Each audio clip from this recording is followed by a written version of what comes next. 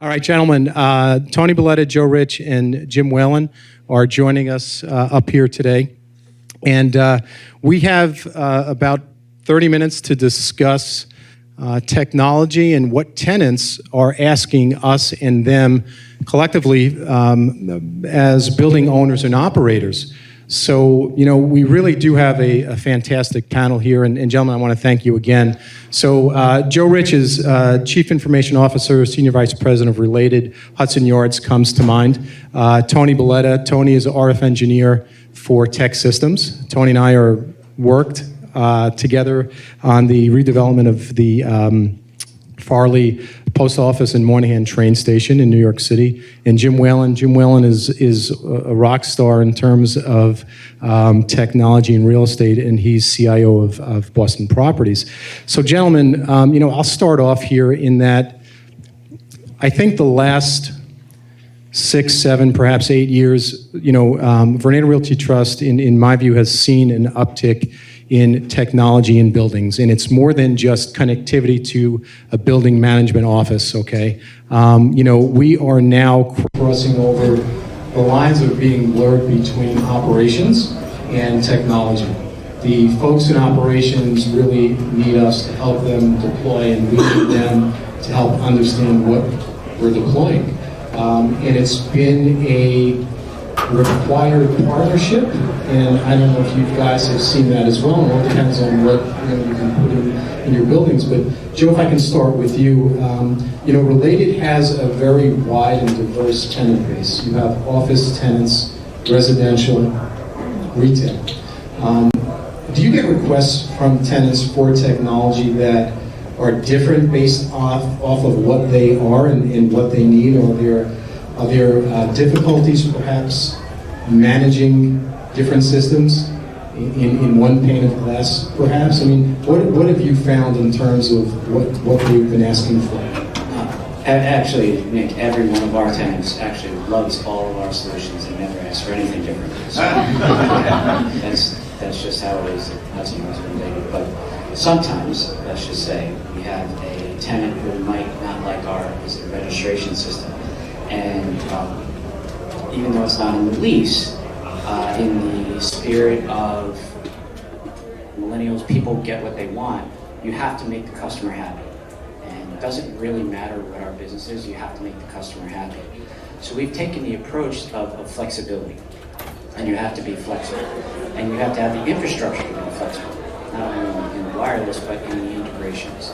And this one particular tenant has a different visitor registration. They have their own desk and lobby, and we were able to accommodate that request and make that tenant happy. But it's an example of how we really advertise our flexibility to make our customers happy. Now, we've also come across that in our portfolio. If there's a tenant that is leasing 200,000 square feet, they typically have a right to seat at the table for what they may want, and they have other locations within New York City. We've also tried to amend some of our physical access, tenant access for them. They may have their own turnstile and things like that. Jim, in Boston Properties, you know, what are they asking? Who's driving this in terms of the technology that's either being pushed up from the tenants, or is it more of a stated standard and then what they need based off of requests? Yeah, so to maybe think about a little context, you know, the way I think about it, and I know Joe's gone through and Nick has gone through this transition. You know, I look at it in 3 clear buckets. So, you know, my role as CIO and CTO is to run the enterprise. We run the public company and execute on that, and that's one part of my job. The second part is really about services and amenities that are property focused. And the third really bucket I characterize as IoT and CRE, just the network facilitating the growth of endpoints, IP endpoints in the network that we manage and control. So if I went back 10 years ago, you know, 80%, 90% of my time was probably in the first bucket, and I spend like 30% of my time there now. I'm as much engrossed in services and amenities as well as in really the cyber protection and the network facilitation of our buildings and the connectivity and integration of systems. So the whole job is completely change driven. Going back to your question, Nick, on where it's being driven. So I think it's a combination of both. Our platform being best of class. Joe's Hudson Yards. We're for instance 2011. We're finishing with what we finished and what's in the pipeline. $11+ billion of construction.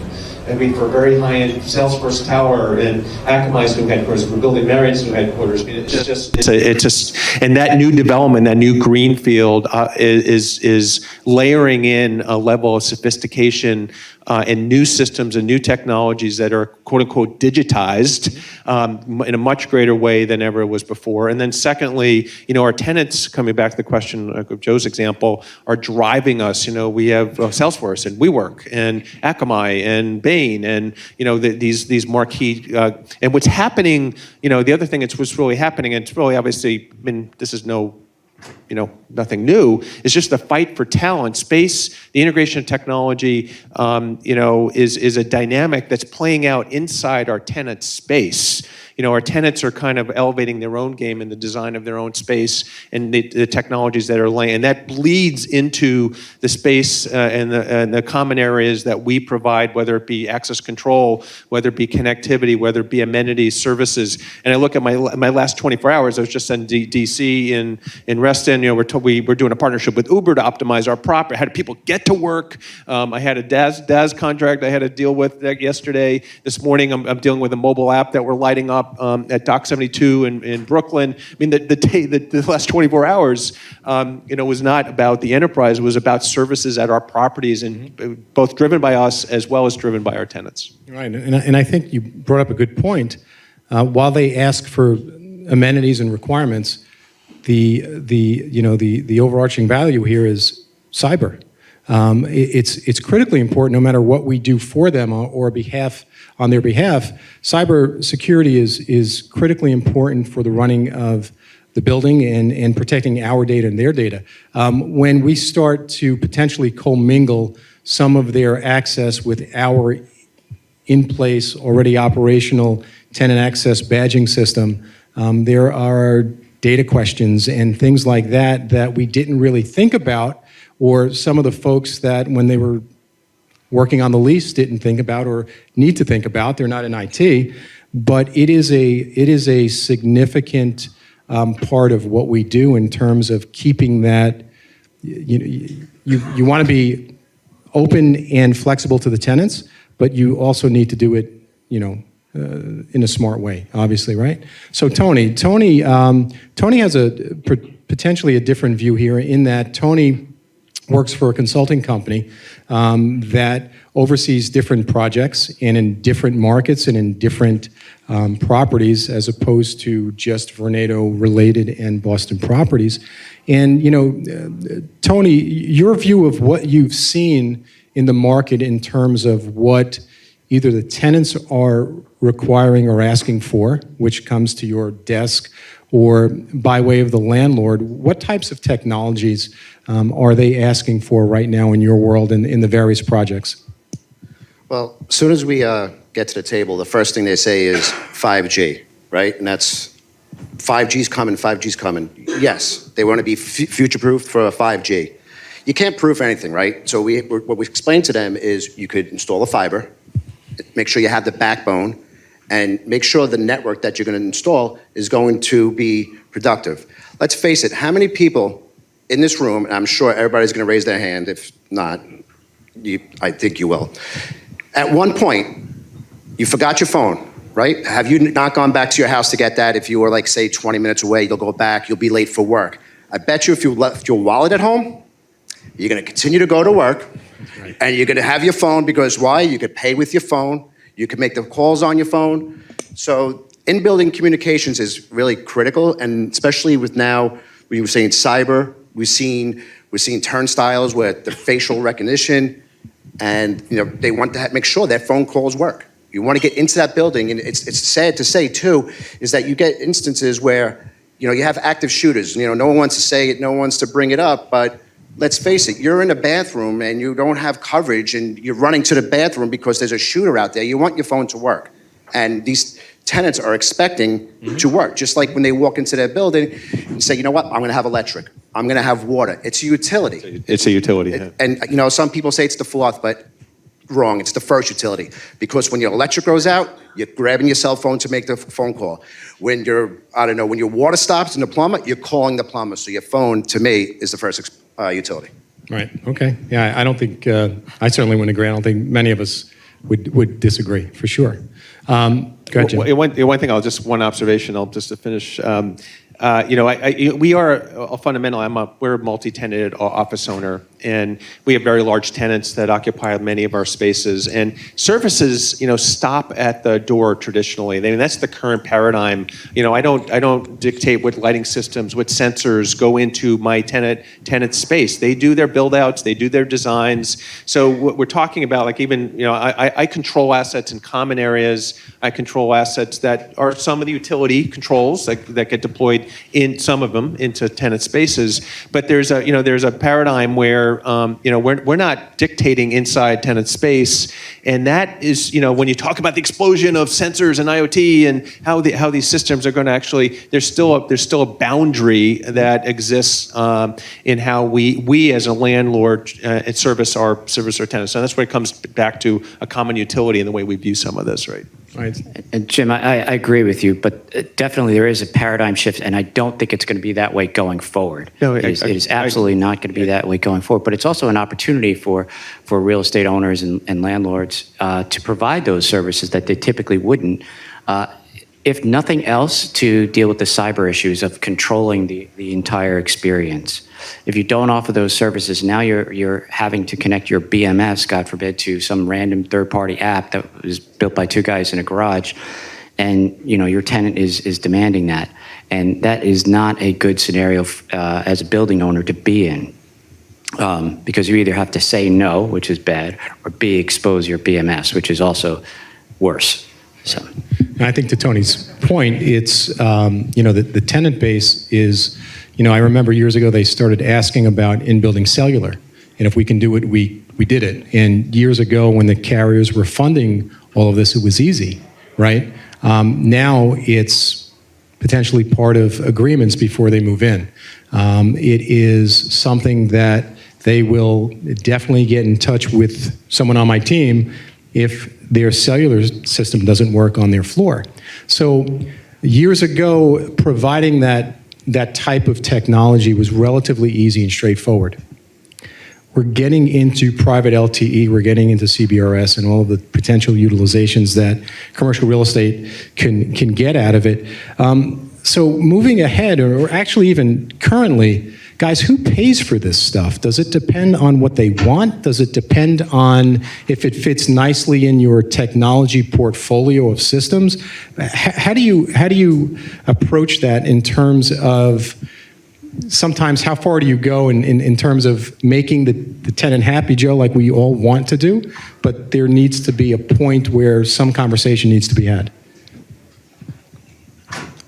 I can take that because it's all. First of all, every building's different. Every scenario, we're doing a lot of development. It is expected and required in everything we do. I appreciated Alan's. I love that a vendor is actually has a practical approach to thinking about how costs can be packaged, and I appreciated that presentation just before us.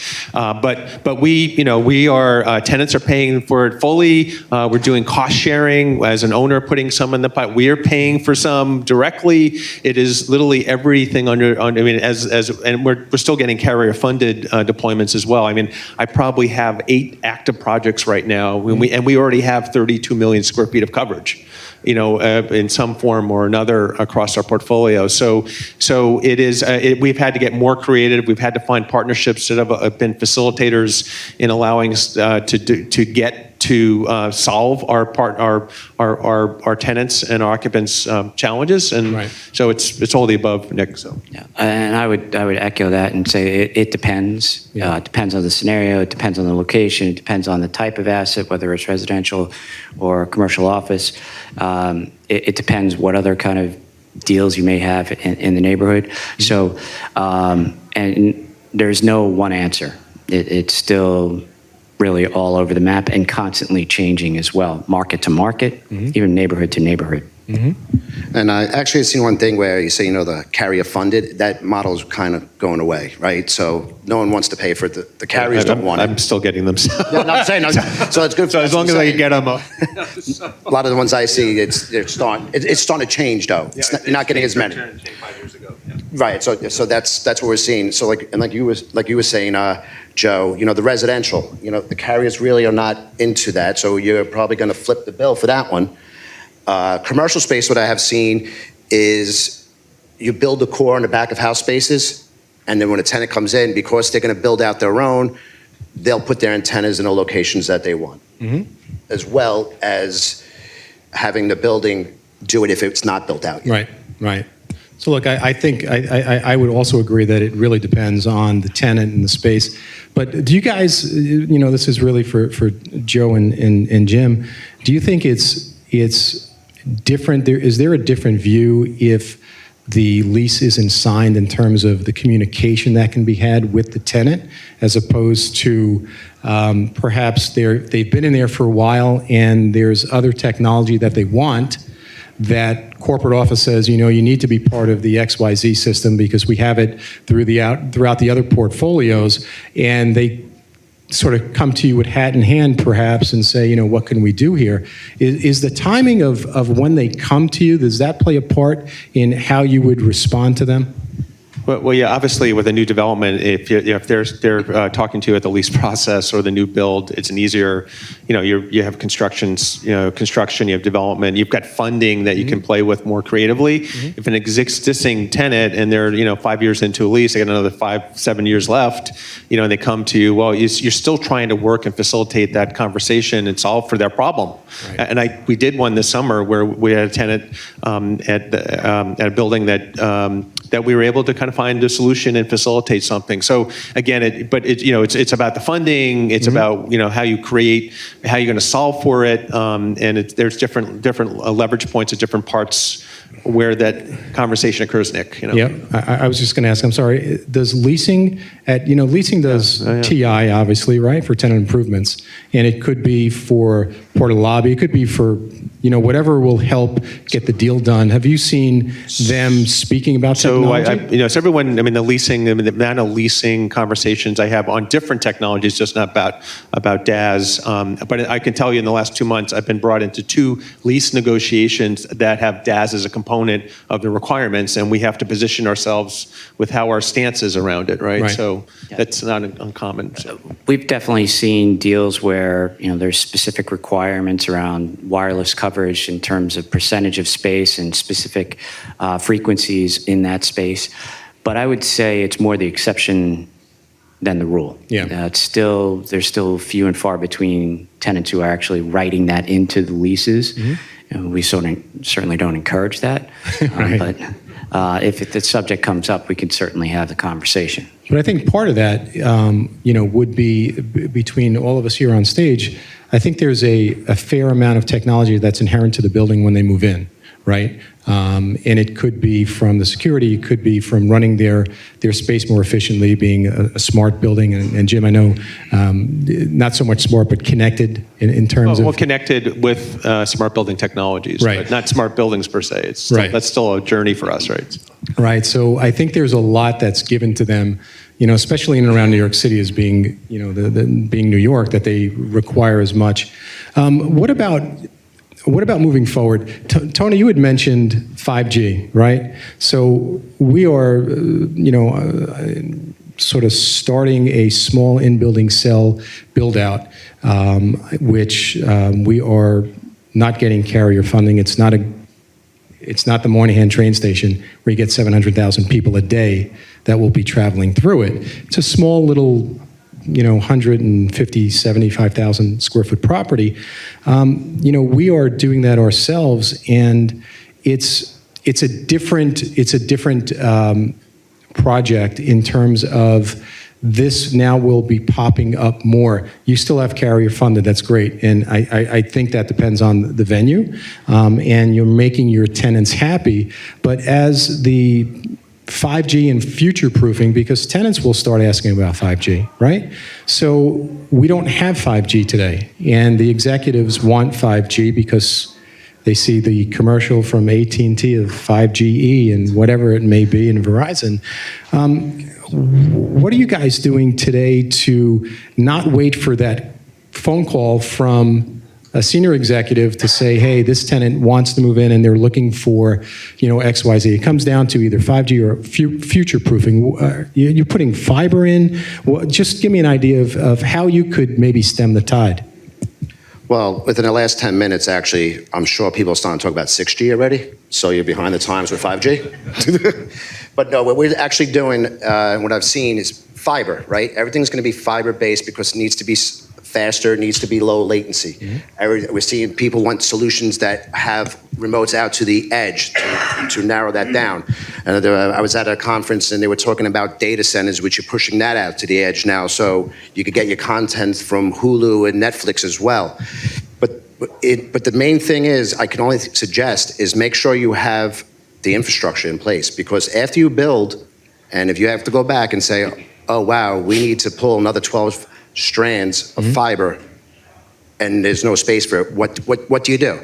And as of 5G, from a couple of gentlemen that I'm speaking to, 5G, when you hear the millimeter wave, residential, regular, it's going to be really an overlay, and it's going to really depend on the situation.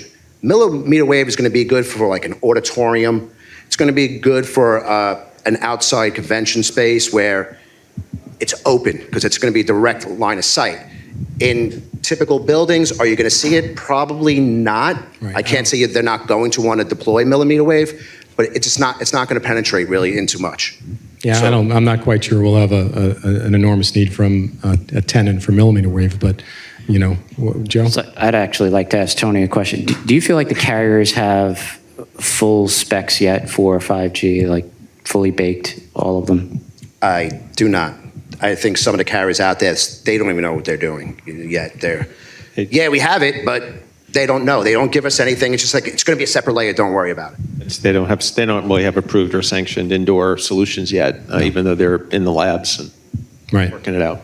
So, it's a difficult conversation. I would even say that, we're doing some 5G deployments on the outside of our buildings, and these, the units are, even with the people we deal with, we're embarrassed to show you what the size of these are aesthetically to be put on the building. It hasn't been miniaturized. It hasn't been, so that's all a process that'll play out in the next year and a half. And we are doing a build right now that is for one of the carriers, very large technology location, and we're throwing fiber all the way into the edge but the solution doesn't have to be deployed for another year and a half, 2 years, and they're going to work it out. But we're going to have plenty of fiber to actually support that deployment, whatever that advanced next step for indoor is, and what does that mean? Right.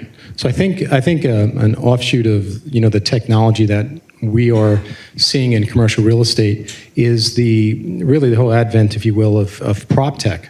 Now, I believe, Jim, you're really heavily involved with prop tech, and Joe, you certainly are as well. So prop tech, just an overview of prop tech, it is what it says it is. It's really focusing on property technology in a way that I don't think has been done before. And again, I think it's a confluence of tenants, of where the market is, and there are new types of technologies. There's venture capitalists that are part of this.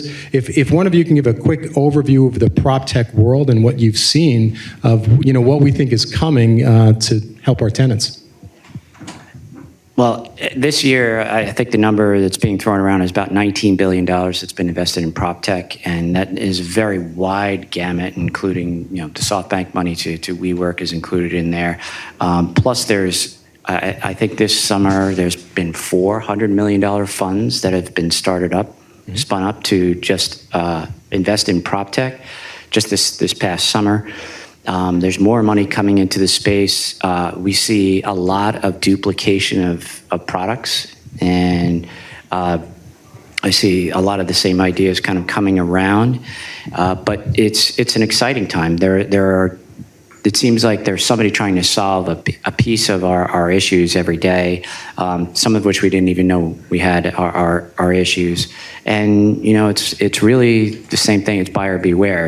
If we are the buyer, we have to vet these. We understand a lot of them may be startups. That's part of the deal. You're not going to get the same kind of financials or the same kind of stability that you're going to get with an Oracle or a Microsoft or some of the larger tech firms that you typically might deal with. Fine. We get over that and we ring fence it, but we want to be able to move quickly because the marketplace is moving much quicker than we historically have been moving. Yeah. And or that the providers in the commercial real estate space have moving, and it's pushing the providers. We see a lot of acquisitions as well by the providers, by MRI and by Altus or Autodesk. We see a lot of that going on this year as well. So there's some consolidation there. I'll let Jim.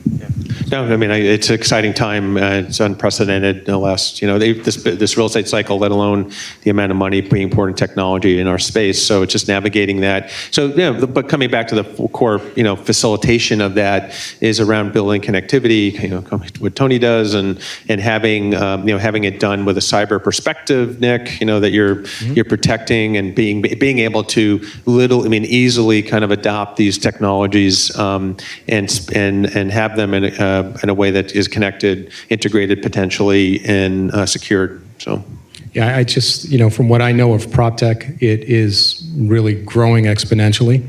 And the focus of commercial real estate and technology, that's another type of proven factor, if you will, that there is a lot more technology coming for commercial real estate. And all of us are involved with different conferences with commercial real estate or real estate technology, cyber operations, different areas of running a property properly, which is a tongue twister, but it's all revolving around real estate technology and how we can better serve our tenants.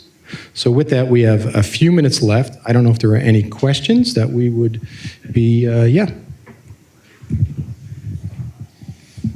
With 5G requiring small cells, a lot of them further down, closer to street level and for outdoor, what is the possibility of using buildings for flush mounted type of installations, another revenue source, obviously? Yeah, just like macros, small cell deployments on buildings, are going to be a requirement in how the carriers interact with us. I mean, we're doing this deployment in Boston, and it will be flush mounted, but it's part of our agreement with the carrier to do that. And this will be a first 5G quote unquote deployment. But it clearly, just like macros on buildings, it's it's coming down the facade now. And what does that mean from a revenue potential? So still to be worked out. From my point real quick is I think it depends, like we've answered before. I can tell that Vornado is not particularly crazy about putting anything on the outside of a building, on any of our buildings, and I think that's probably the same for everyone up here. And I don't think the revenue grab is that great where they could say, well, it may be worth it. It's for what we've seen. I mean, aesthetics are usually paramount. Not typically but if you can hide it in steel girders and and those kind of things, yeah, aesthetics are paramount. Throw the antennas at the top of the building where no one can see them from the street. That's one thing, but you put them down at eye level, and that's entirely different. Yeah, I suggest you guys can do it, but I don't think Vornado is going to be too crazy about that. Any other questions? With the 5G and edge computing, what are the implications for aggregation points in micro data centers? Have you thought about that in terms of new revenue streams for distributed computing? There's a company, if I may, that I've spoken to, which brings the cloud to the edge. It could be either in a parking lot or in New York City at the top of a building where you deal with difference in milliseconds in terms of response time, and it's the size depending on what you want contained in there.